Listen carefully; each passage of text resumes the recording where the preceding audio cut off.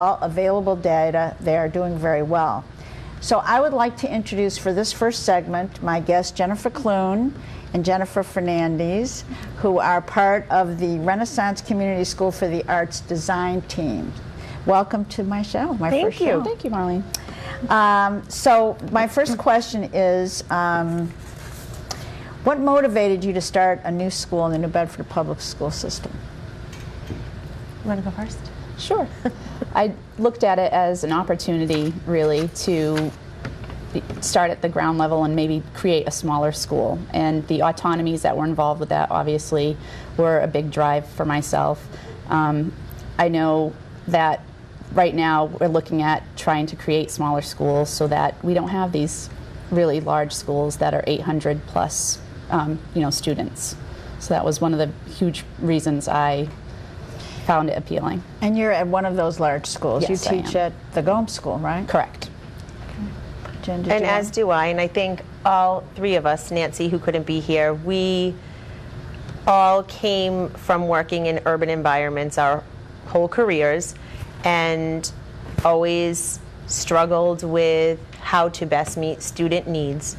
And we talked about that a lot. And when this opportunity came up, and we went to the information sessions and heard that the way they described it was this was a chance for people to answer their what ifs.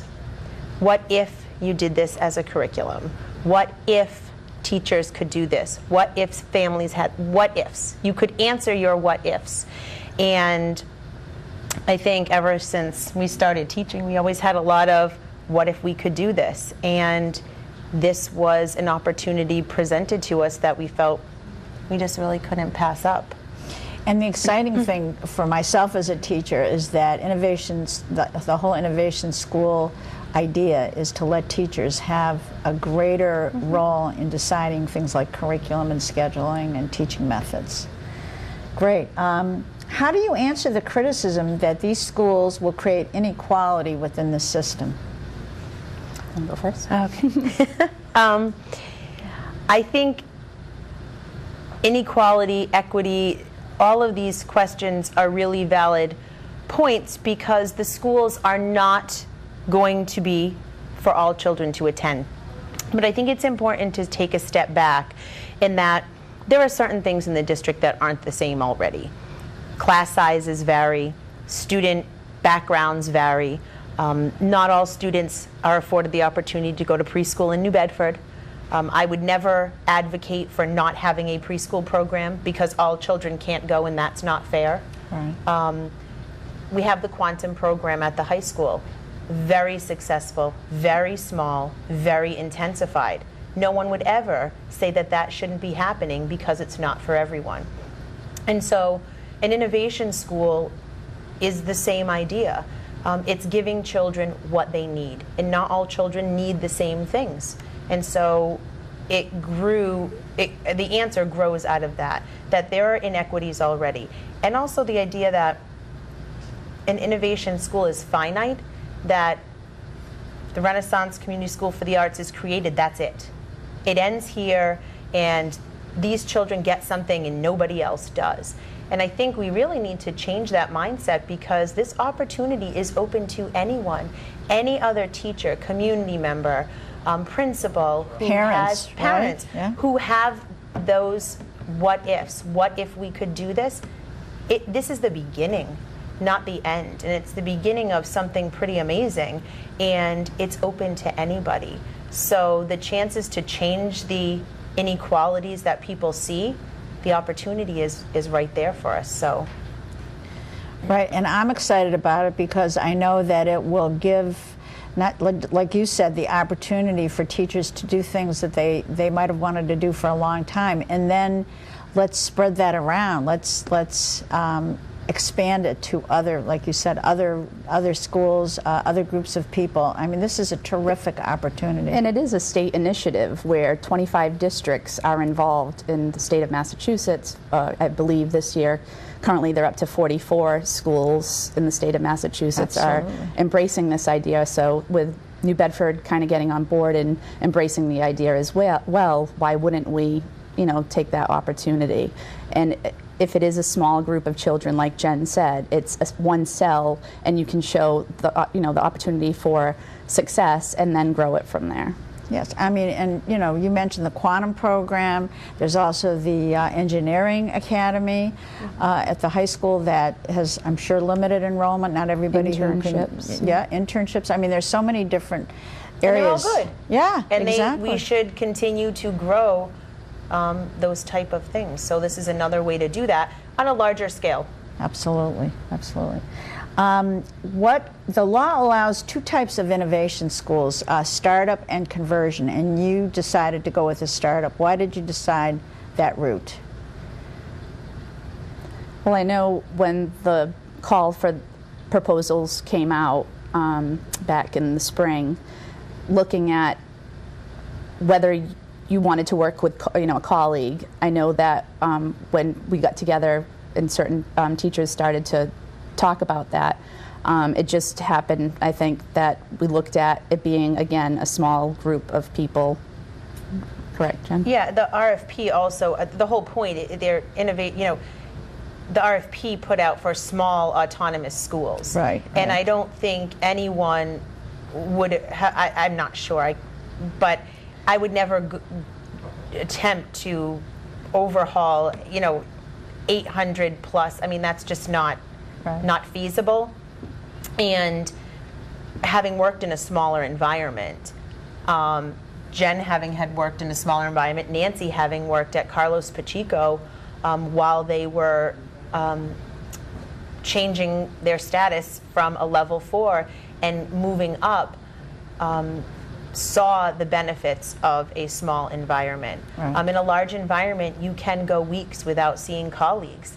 You can go weeks without seeing former students. And there's something really to be said about that small community environment. And we felt that, along with the RFP stating that they wanted to see small schools. Well, and parents want small schools too. I mean, we've had to make certain decisions to build large schools, but within those large schools, we could have smaller schools within schools. And I think I've attended a lot of meetings and workshops on innovation schools to better understand it. And the notion is that if you have 400 students or less, then 400 is like sort of the max. The principal, the teachers will know every single student in the school. If you get beyond that, then unfortunately you become somewhat anonymous and as a kid. We did a lot of research too in talking to people about how the schools exist, and currently there are public schools and innovation schools that share space, non-innovation and innovation schools that share space. There are pilot schools and non-pilot schools. There are pilot and innovation.